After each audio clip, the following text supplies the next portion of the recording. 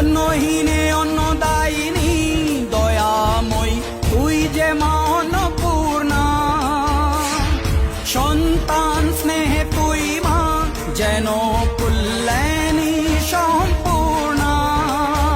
তোর কথা যেন মন্ত্রোচ্চারণ, বজ্র সম কঠিন অনুশাসন।